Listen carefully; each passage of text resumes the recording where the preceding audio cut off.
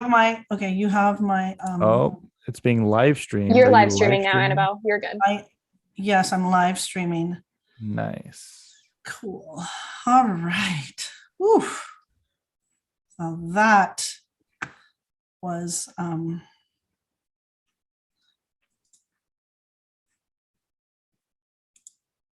no.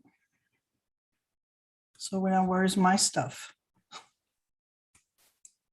We can still see your screen. Why can't I see it? You need to go back to your web browser. You're probably looking at like your Zoom or something.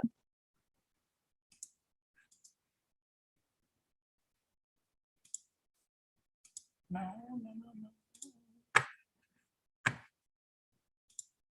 Yeah, I don't know how to get back. Let's see here. Wow, this is not a good thing. I'm sorry, guys. There we go. You guys see it? Yes. You can see Good. it. All right. Fantastic. Sorry. And all right, let's get this going. So thank you. Thank you very much for your patience as I get myself as I get myself accustomed to this Mac. But anyway, welcome everyone. As many of you know, my name is Annabelle Pacheco, and I am a real estate investor. I'm a broker. I've been in business for 24 years and part of a global real estate company called eXp Realty. And the purpose and really my goal is to share with you each week the steps I took to purchase my first multifamily deal. Also bring guest speakers from the multifamily space to share with us and expand our knowledge so that pretty much we can all go out and do this, and you can do this for yourselves. I really encourage everyone to participate, ask questions. This is a safe space. It's a platform to really share information with each other and learn from each other. So please take advantage of just the opportunity and the individual that we have that's very knowledgeable. If you guys have any questions, feel free to ask. I just want to make sure you guys all know that I'm not selling anything. I'm not offering anything, and I am not a financial advisor. I am just sharing my story with everyone. Okay. Just a little information about myself. I started in the mortgage industry back in the mid 90s. Did a lot of loans back in those days and really have just learned the business, purchased over 100 properties throughout my career. We did a lot of rehab flips. We managed properties. We kept 2 to 4 units that we managed here in California. And then in 2001, deviated a bit from real estate and built a 150 capacity restaurant from the ground up. We had a staff of about 15 people, including managers, chef, and servers. And the last 10 years, I've focused 100% on my business and really just representing clients in residential and commercial real estate and also investing in multifamily. My first multifamily deal happened in 2015. We purchased 34 doors in Texas, and I was at a point in my life where I was kind of done doing the flips, just constantly flipping. And I was looking for a way to create that monthly cash flow and generational wealth. And here are some of the reasons, and you'll find as you do this and you guys get yourselves into this, that everyone has different reasons. And for me, obviously I was looking for cash flow, but these were the ones that I'm going to discuss with you guys and just point out. Number one was cash flow, right? We were looking for a property that would just give us that opportunity to earn cash flow and just earn while you're sleeping. Number two, I thought, how cool can this be, that you now have your tenants paying down your loan. You don't even feel it, right? And we could do that with multifamily. Number three was appreciation, that this property would appreciate over the long run. And I have to tell you, when we purchased in Texas back in 2015, we had really, at that time, had purchased for cash flow. And we thought, okay, you know what, if it appreciates, great, but our thing was really cash flow. And obviously now with the market, how strong the market's been the last 5-6 years, our property has 3 times or 4, like double, I mean, more than doubled.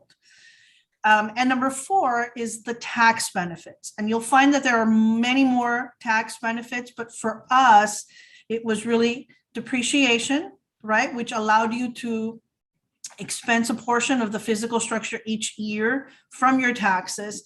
And then the 1031 exchange, which allows you to defer the capital gain taxes. And there's no limit to how many times you could do this.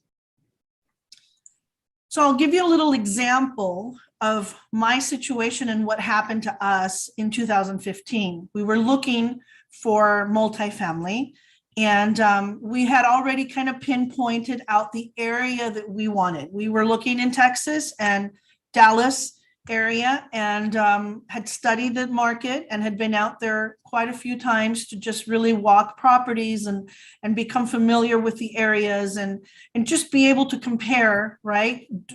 Units that were already operating, looking at them, and just becoming aware of what we were now going to go into buying. So we purchased a property, 34 doors, for $850,000.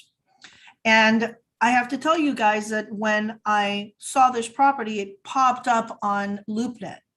And it was just kind of like, you know what, I don't know. I always say it was just meant to be, because we happened to be out in Dallas when this property popped up. And you know what, we drove by, we saw it, and we had done so much research and so we'd studied the market that we knew it was a really good deal, good opportunity. And so I contacted the agent. The agent happened to be the owner, and I was the buyer who happened to be an agent myself. And you know what, we were able to really negotiate this deal between us two. And I actually asked the seller if they'd carry a note for 2 years, and he did. So we bought $850,000 property, 34 doors, and gave him $350 down. And the remaining balance, we made payments to him, obviously at a higher interest rate, but it didn't matter. This was the easiest way to get ourselves into a property and not having to go through a lender and all the I mean, pretty rigorous steps you have to go through to get a loan from a bank. So it just worked out great for us, and it gave us, so we had 2 years, we had a 2-year note with them. It gave us enough time to remodel, update the units, and increase the rents. And that's exactly what the lenders are looking for, right? They want a property that's producing, a property that can carry itself. And so by year 2, when we refinanced, here we have a property that now appraised at $1.6 million, so almost doubled in value in 2 years. We were able to refinance. We pretty much got a loan for $1 million, and still we were at a 65 loan to value. We have 0 of our money invested in it, and today's value is really at 2.7 and $2.8 million. So this right here was a really good value add multifamily opportunity that we came across. Any questions? Okay, so just want to share with you or show you guys, this is the property. There's a building here that houses 24 units. These are 1 bedroom, 1 bath. And then we have the front building, which has 10 units, 2 bedrooms, 2 baths. I mean, 2 bedrooms, 1.5 bath. All right, so let me, all righty. So pretty much today, I have invited a special person, someone that I've known for quite some time. I think we've known each other since we started in the real estate business, or pretty close to that. Sam Newall, it's an honor to have you join my weekly multifamily call today. I think that you are going to definitely bring a lot of information to this group. And Sam is a real estate investor. He's a top producing broker. He's a fly fisherman. That's pretty cool. A family man, and he is CEO of Multifamily Investment Club. Sam's passion lies in income producing real estate, and so does mine. And this is one of the reasons why I really wanted Sam to be a part of this group and just share with us a little bit about what you're doing, syndication, and how others can invest. So welcome, Sam. Annabelle, thank you. Appreciate the kind words, and it's been fun watching you. I remember when you bought this property.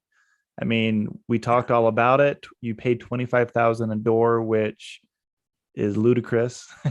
That's so cool. Really cool. You know, sometimes you're in the right place at the right time. And the thing I heard you say that was really important right there is that you understood the market. You went out there, you educated yourself. So good job for you guys. I was about to say you got lucky, but you didn't get lucky. You worked hard and you were in the right place at the right time with the right knowledge, and you put that all together. So good job. I know you're making a great profit on that property, and it just goes to show that you put in the time, and you can make some great money in multifamily. You can. And it took, I mean, this didn't happen overnight. You know, this took at least a good 3 to 5 years for us to be in a position to say, all right, we're going into the multifamily space, which I'm sure you've gone through it yourself.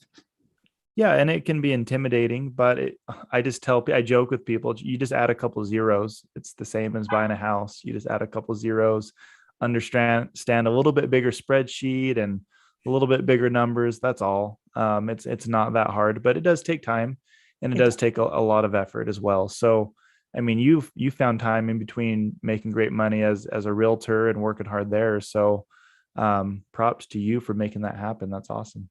Well, and that's why I'm really, I mean, I love doing this because I think that there's not enough real estate agents that really even do this for themselves.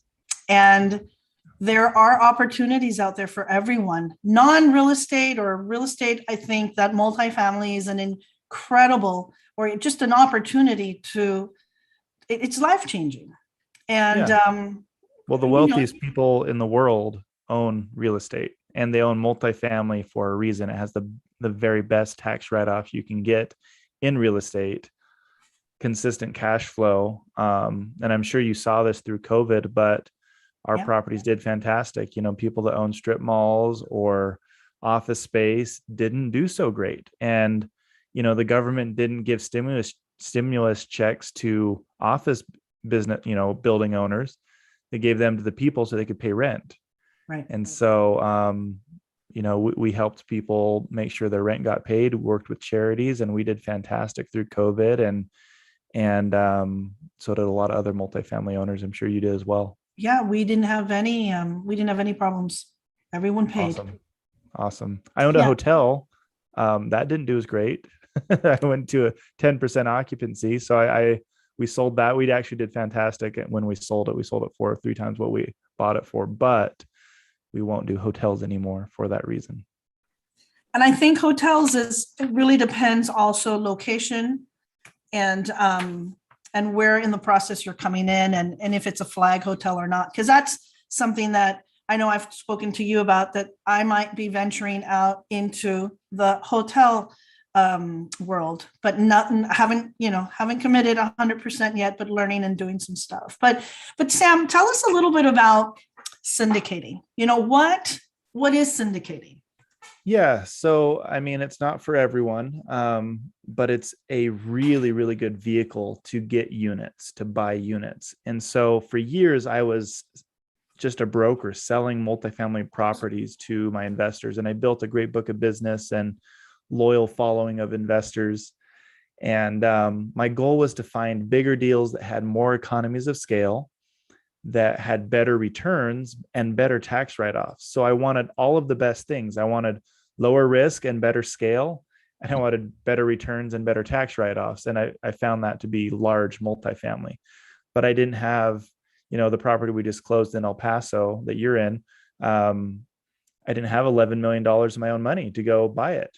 And, my investors, I had money. And so I said, well, if I can run it and manage it, find these deals, make sure that they're good, conservative, great deals to own long-term that are going to cash flow through any economy, then why not have me find it, manage it? I'll manage it better than my investors because a lot of them are surgeons, busy realtors. They don't have time or want to do the management of these properties. I'll do it and I'll take a small fee. And so that's what I started to do. Instead of building the fourplex communities like I was doing all over Texas, Utah, and Idaho, I said, no, I'm going to stop doing that. I'm just going to buy large assets. And so we're at a $100 million portfolio now, have raised almost $50 million, a lot from realtors, people who maybe aren't like you. They just want to focus on real estate, and they really don't want to go out there and do it themselves and get their hands dirty, which is fine. It's to each their own, right? So they'll invest with me and my company, and they'll get a return. They'll get a return every month on cash flow. They have zero legal liability for the property and zero financial liability for the property. So I was just getting a text from an investor, and she said, well, what happens if someone slips and falls? And I said, I get sued. You don't. What happens if the bank calls the note due? And I said, I signed on the loan. You didn't. And that's the beautiful thing. That's why a lot of sophisticated, very wealthy individuals choose to go with a syndication rather than owning it themselves, is maybe they have too much to lose. They feel like they have too much to lose. They don't want to sign on the loan, and they definitely don't want to get sued. Or they just don't want to get their hands dirty. And so I said, well, I'll provide a good vehicle for them. I do all of that, and then they get a great return, and they get a great tax write-off still, because syndication allows that tax write-off to flow through with the cash flow to those limited investors, we call them, and they get the cash flow and great tax write-offs, and they don't have to do any of the work. I can't hear you, Annabelle. You're muted. Sorry about that. Is there a minimum amount, and what kind of properties are available for individuals to invest in? Yeah, the minimum investment amount just depends on how much we like you. If you're a pain in the butt, the minimum's like $2 million, or 10 million, depending on who you are. No, yeah, our typical minimum investment's $50,000, pretty easy. We don't want to cut people out. The one thing that we're legally bound by is the SEC regulation for 506C offering. So you have to be an accredited investor, which means you're worth $1 million, not including your personal house, or you make $300,000 a year and have done so for the last 2 years if you're married, $200,000 if you're single, or if you just file your taxes not joint. Or you can be a financial advisor. So now they changed the regulations where you can go get a little financial advisor license, which isn't super hard to get. And because there's lots of smart people who don't make $200,000 or $300,000 a year. And so the SEC recently changed that regulation, which is nice. But as far as minimum, we'll work with people. If you just invested your money in a bunch of other things and you just have $25,000 to throw in a deal with us, we'll work with you on that basis as well, as long as you're not a jerk. Perfect. Now, can you give us an example of what an investment looks like? I mean, if someone invests 25,000 or 50,000 or 100, what does that mean? Do you mind if I share my screen? That'd be okay. Yeah, no, go for it. Can you guys see Terrace Hills, El Paso? Can you see that? Yes. Perfect. So this is the property we closed on 2 days ago. Really excited about this. This is a value add deal. It's built in the 80s. And there's a good amount of remodeling that needs to be done. It's not a lot of heavy lifting, not a lot of invasive stuff, just carpet paint. Some railings need to be replaced, a couple stairs, just needs to be beautified and, put lipstick on it. But every deal we buy is pretty much the same. Which means there's good upside. It's in a really good location, and we're going to be able to cash flow at least 6% per year with an overall yearly average return of at least 15%. So that means when we sell it and you get this big bonus chunk of money from the sale, plus you've gotten cash flow for the last 5 years, 4 years, your total yearly return average should be at least 15%. So we love this property, paid $88,000 a door. That's a little bit more than you, Annabelle, at $25,000 a door. I'm really jealous. Still, Yeah, we feel like that was 6 years ago. yeah. Well, we did okay because a neighboring property, the sellers were so mad at us. They wanted us to back out so bad. But a neighboring property, after we put this one under contract, sold for $100,000 a door. And Oh, ours has air conditioning units and theirs doesn't. So ours is better. oh, wow. And it's a little bit nicer. Ours is. So anyways, we walked into about $3 million in equity, which is nice. Let me get to the returns tab.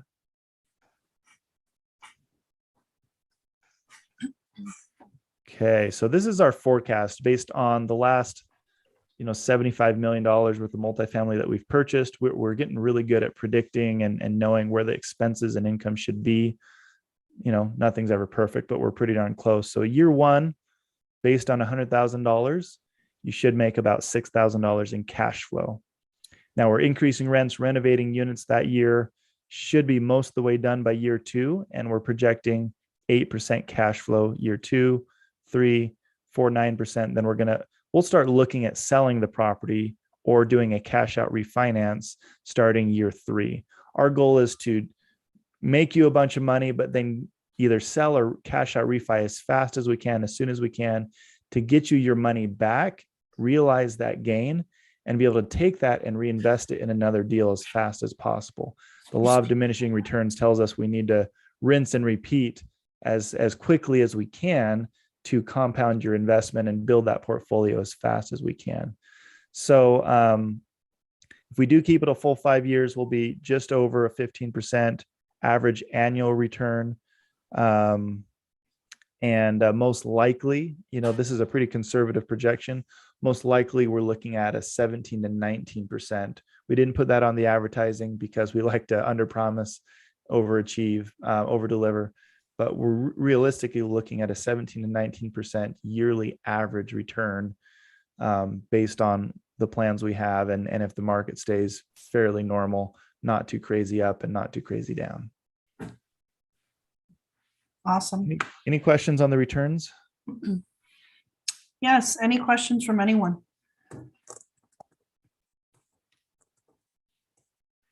So one of the things that I didn't mention that is the coolest part about these deals is that when we buy them, we do a cost seg, and we'll go through and count how many water heaters, a cost segregation study.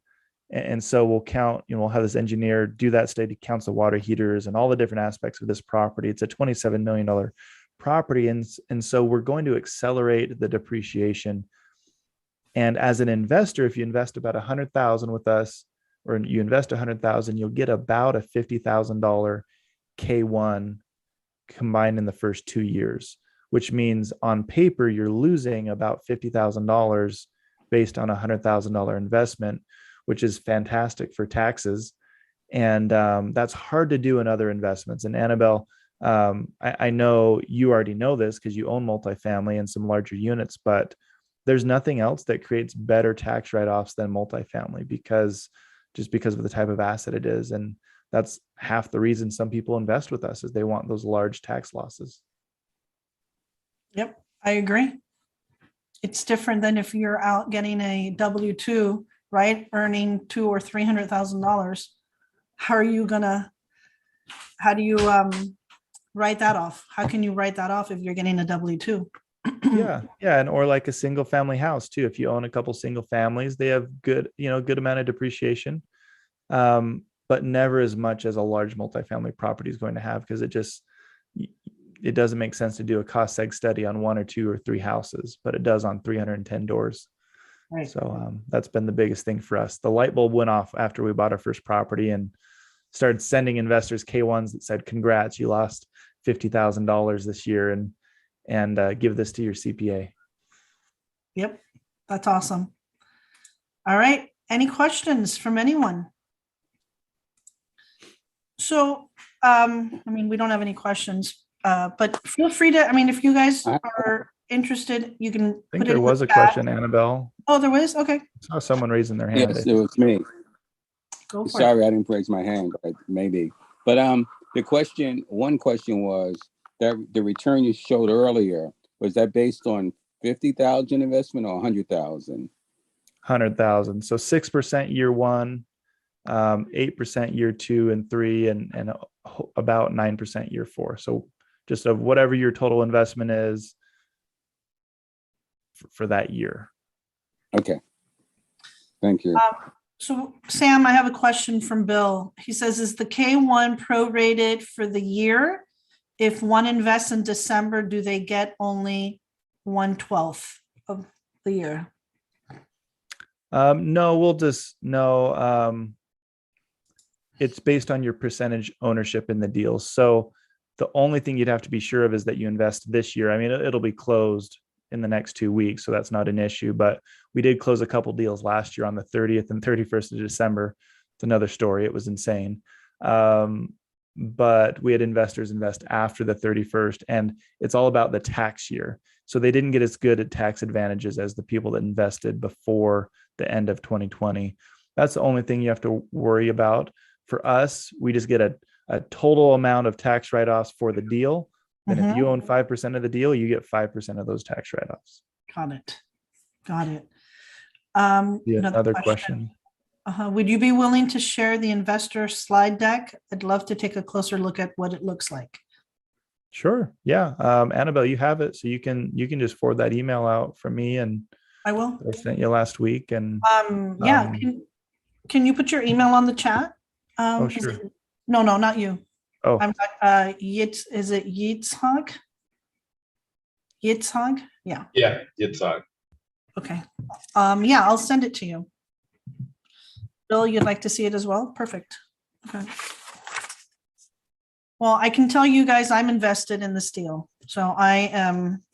it passed the Annabelle test. It passed the Annabelle test. So I mean, it's not as good as 25,000 a door in Dallas. I mean, geez.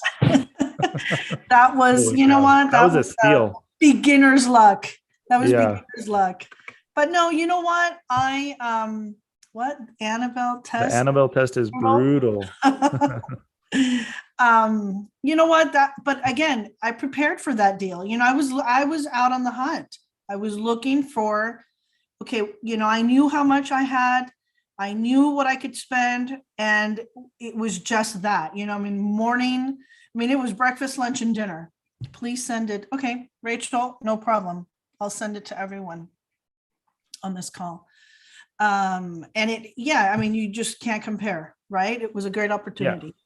But again, this is also a great opportunity. If you're not looking to be hands-on, you don't want to be you don't want to have to fly out to Dallas and stay out there for a month or so while you transition and go through all the, fixing and remodels. And believe me, when you think that nothing's going to happen, everything happens. Like the unexpected always, right?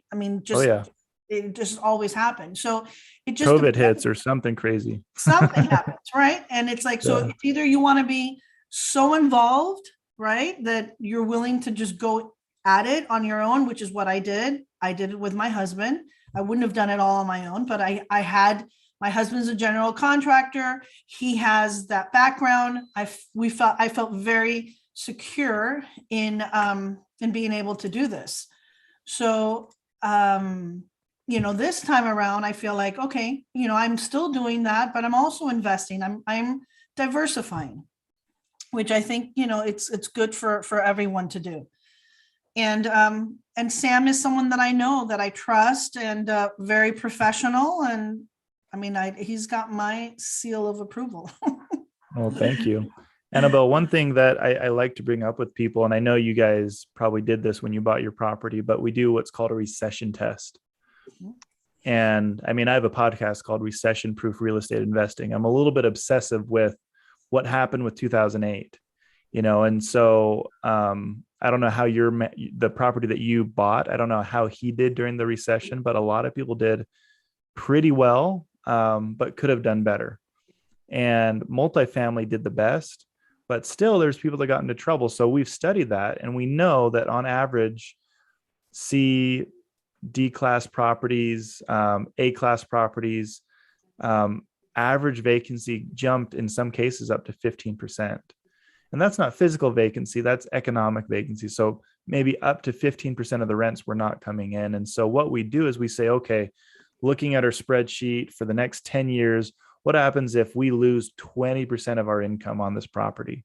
What happened? Like, what does it look like? Are we going to have to give it back to the bank? Or are we going to have to ask our investors for capital? I don't want to ever have to do that. So when we buy a property, it has to break even at 20% vacancy. And that's really conservative. Most people will not buy those type of deals, like will not stick to those guidelines, but we're very, very conservative. And if you do that, then you can sleep at night. And that's why you slept at night during COVID, because you knew, I bought for $25,000 a door. This thing could be half vacant and I can still pay the mortgage. And that's how we are as well. Most of our deals can be 25, 30, in this case, 40% vacant, and we can still pay all the bills and pay the mortgage and be okay. Because it just doesn't matter how much money you make, it matters how much you keep, and you got to plan for those recessions and unexpected items that come up. Yep, I agree. And that's where I think, for me, it's a little bit different. When I purchased my first deal, I didn't have an actual formula. It was just from experience of flipping and having an idea of, all right, we knew the condition of this property. I mean, it was in terrible condition. So we knew it didn't matter how much we put in, the value was going to go up. So for us, I didn't have an actual, I didn't do a 20% vacancy at that time. I really didn't know. I mean, this was my first deal, and I just kind of, you just kind of go through the motions of things from just your experience. I didn't have it. And so that's why this time around, when I invested with Sam, I just like seeing the spreadsheet. I like seeing it all. And I feel very confident that this is being done in a, not like he's saying, a recession proof way where I don't have to worry about my money. I mean, there's always risks, but this is an educated risk. Yeah, we've accounted for anything that could happen. Right. We have a 6-month reserve in case stuff really hits the fan, and nothing's ever guaranteed. Nothing's ever perfect, but you also don't have to take unnecessary risk. And so we're always trying to draw a fine line between being aggressive and buying a good deal that can make money, but not being too optimistic and making sure we think about worst case scenarios. And I think that's why a lot of people like you have ended up trusting us with almost $50 million cash at this point. Mm-hmm. It's because we're conservative. We're never going to be the sexiest, most crazy looking deal out there, highest returns. We're going to be the most conservative, good deals out there. Someone had a question about depreciation. Yes. So it's an average. On average, if you invest $100,000 in the first 2 years, you should get back about $50,000 in tax write-offs. And that's an average. So about we've averaged anywhere from 50 to 70% of what you invest back to you in the first 2 years as tax write-offs. And so it's not a guarantee, but it is per investor. So Annabelle invests $100,000 in this deal. First 2 years, she should get back about $50,000 on her K1s. Yes. Rachel, yes. Oh, okay, cool. Jess, you already responded to Rachel. Any other questions? Bill Gross, your minimum. Come on, Bill, you have a lot of money. Invest. Come and invest with me. I'm just asking a question. I like to diversify too, part of being safe. And first time in, is your minimum investment 100K? It's 50,000. Most of our investors are at about 200,000 average investments. That's our average, but minimum's 50. And we love everyone and love for you to dip your toes in the water with us. And sure. I think that's what most people do is they put in 50 to 100 and then they kind of like what they see and they start going up from there. So we're fine with that. Bill's a very good friend of mine. Not that good. He's been, oh, he is. He's a very good friend of mine. So this is our last deal for the year as well. So we've acquired so much property, we're taking a break. But it's interesting. I don't know what people have seen in their markets, but we're seeing a tiny bit of a slowdown. And I just want to tell everyone, have your cash ready, because we're hoping there's some sort of slowdown, hoping, because prices have just gone insane. Like I said, the property next door to ours sold for $3 million more than we just closed on ours for. Same thing happened in Dallas. We bought that property and it sold for almost 4 million. The property next door sold for almost 4 million more than we bought ours for 6 months later. So if I were you guys, I'd invest a little and then also keep some powder dry and hopefully take advantage of the next slowdown. If that's in 6 months, I'm crossing my fingers, but maybe 6 years. I don't know. I agree. You, All right, cool. I know a couple of the members of your team, by the way. I don't know, you may have missed the first part. Ed Kaminsky, he's with our company with eXp Realty, longtime Mike Ferry agent, and Michael Young as well, longtime Mike Ferry agent. Yeah, from years back. Michael's Are they? invested almost 14 million with us at this point. Ed's invested in almost every single one of our deals and is now a partner with us on these deals. Danny Morell is now a partner with us. Basically brought them in. They just want to be part of this. They said, Sam, we're going to give you our money and also help you raise a little bit of money. We'll help do these deals, sign on the loans, however we can contribute. And so the goal for us is to get to $1 billion in holdings in the next, we have 8 years left on our goal. But yeah, lots of, Hal Swayze, Neil Weichel, a lot of those guys that have been in Mike Ferry. If you know Mike Ferry, got Valerie Caro, Karen Bernardi, have all invested $1 million or more in these deals because their superpowers selling a lot of real estate and they don't want to have to manage this. And they let me deal with the headaches of managing these multifamily properties. Well, I know all those people. That's interesting. Tie in with them. Yeah, it's been fun. That's awesome. Well, any other questions for? So one question people should be asking if you're interested in investing is who is managing these deals? So if you don't have any legal or financial liability, that's all on me, and I am getting paid to manage these deals. But the deal itself is very important, but so is your business plan and the team executing that business plan. And my partnership's very open. I let everyone see our books and know exactly what we're doing. You can come to the properties with us. And to me, that's very important. I update my investors weekly to know, so they know exactly what's going on with the properties. But when you invest with a REIT, obviously you don't get the tax savings, or a fund, which you do get tax savings, or a syndication. You need to know who's managing these properties and what their business plan is. And that's really important, because a good partnership can help a bad deal go well, and a bad partnership can ruin a good deal. And that's really important. So Annabelle, you and your husband obviously crushed it. Helped a good deal go well as a good team. But there's people in Dallas in that area that struggled. And I don't know how you struggle in a market like this, but they've been struggling to make money. And so it's very interesting. We just had one more question. Rachel wants to know if she can invest as an individual or as an entity. I think it's Yes. either, right? Either way. Yep. Either way. You just have to, if it's an entity, then the individuals in the entity have to be accredited. And then my email, Rachel, is up above, so you can email me if you have questions, or Annabelle has it, obviously. Mhm. You can reach out to either of us.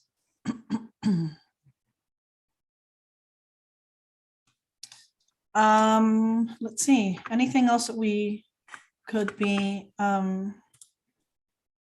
missing?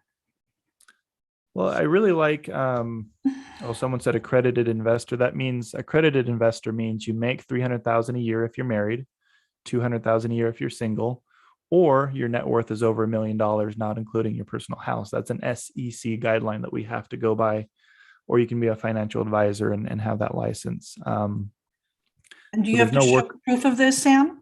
Like, Yeah, what do you yeah. have to provide? What do you have to provide? Yeah, so we use a third party to verify taxes or verify your net worth through your CPA. And it's easy. That's what all fund managers and syndicators have to do is verify through a third party. So we'll set you up with all that. It's pretty easy. It takes about a day. You email them and they email you back. So very easy. But let's see, what are the splits usually between GP and LP, and how to calculate that per deal?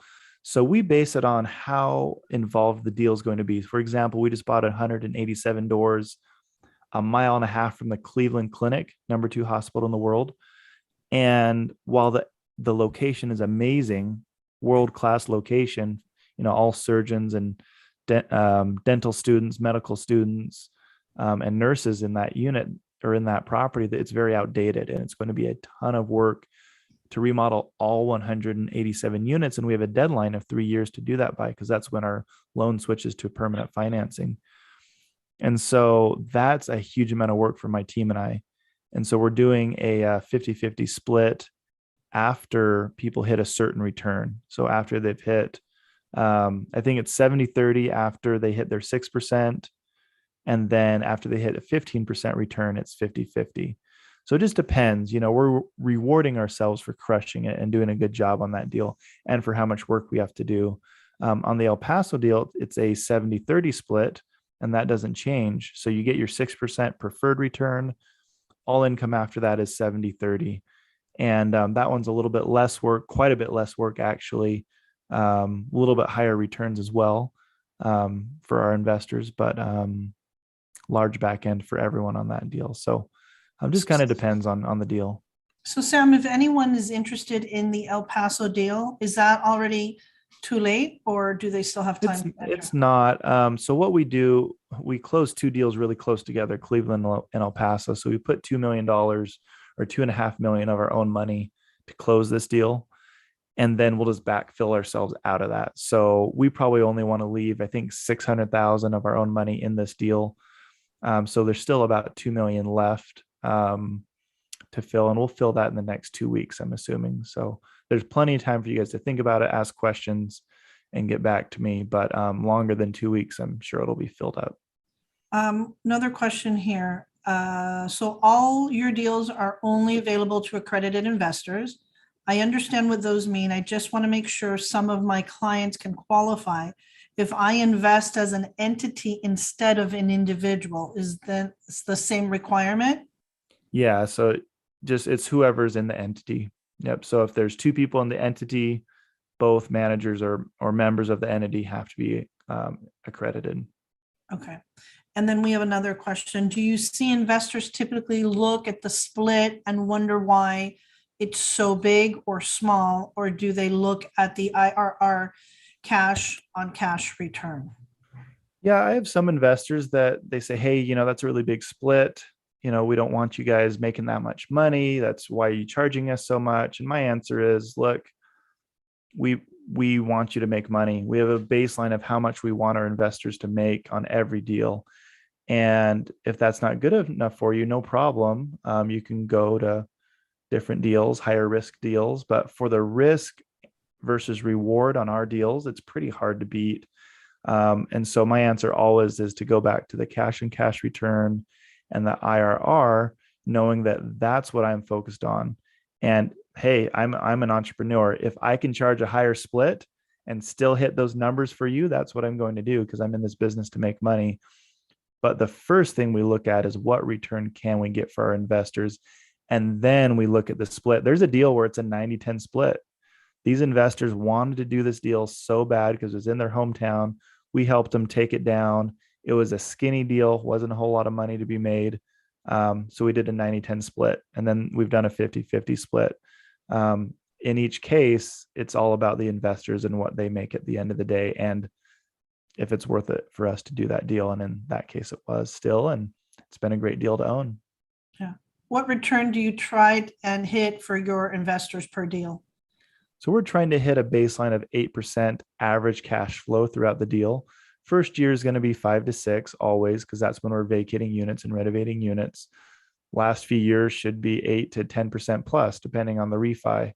So average of 8% cash on cash every year, and then an average of 15% AAR, average annual return per year.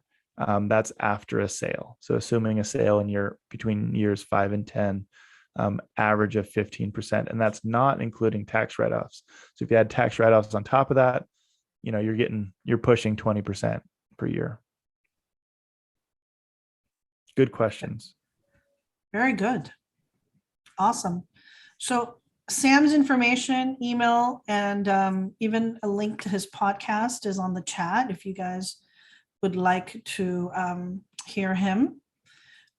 Please, connect with him. My email is there as well. You can connect with me, and I can provide. I'll send those that requested the deck. I'll email you that after the call. And if you guys don't have any other questions, I'd like to thank you, Sam, for joining me today and sharing Absolutely. great information. Can I with leave you guys everyone. with one more nugget? Yeah. So I want you guys to do your own deals. If you're into doing your own deals, I didn't want to just pitch my deal today. So one thing, if you're looking at your own deals, this is what helped me the most, looking at my own deals by far. And I don't know why it took me so long to figure it out, but we look at upside. So there's a lot of people that throw around cap rate, throw around rate of return, and they want to analyze a deal. At the end of the day, if it's at a decent price, well, the only thing you really should look at first is how much upside does it have? Am I buying a deal that's already maxing out its cash flow? Or am I looking at a deal that has potential, a lot of growth potential? So we are looking at deals that have a minimum of 15% growth potential in rents day one. So can we come in and raise the rents a minimum of 15%, either through value add, renovating, or are they just low? And most of our deals are just low because owners have not raised rents. A lot of the deals we buy also we're going to remodel and raise rents that way. So are they already low? That's the best way to find a deal. And are they low because I can come in and renovate and increase the rents? But minimum 15%, 20% is even better, obviously.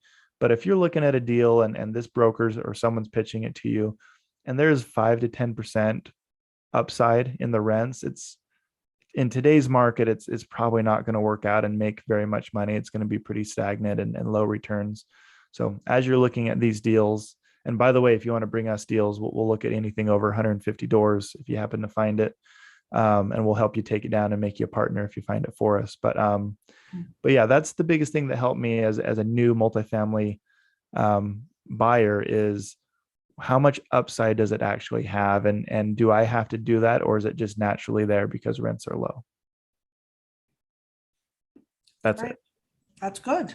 No, I think that's excellent. So you got to look at the whole picture, and sometimes it's not just that the split and the 6%, or it's everything. It really is everything, and it's also the individual, the operators. Who are they? What's their experience, right? How long have they been doing this? And you just have to feel comfortable. You have to feel comfortable. And I can say that I did, and that's one of the reasons why I invested. But again, that's enough on why I invested. I hope you guys found this. Okay, William, I'm trying to read and talk at the same time. But yes, I'll email everyone on this call the OM that you sent me, Sam. Thank you. And thank you guys very much. And I'll see you guys next week. I'll be in Vegas at EXP Con 2021. Hopefully I'll have another guest speaker, Bill Gross. Are you available, Bill? That'd be great. Thank you. Awesome. Annabelle. Yeah, I'll see you guys from Vegas next week. And Sam, thank you again. We'll talk. We'll connect. Sounds All right. good. Thanks, guys. Thank Have a good you. day. Take care. Bye, everyone. I'm busy that day. Sorry, I'll be at a convention. I want you to talk about probate. Bye. Bye.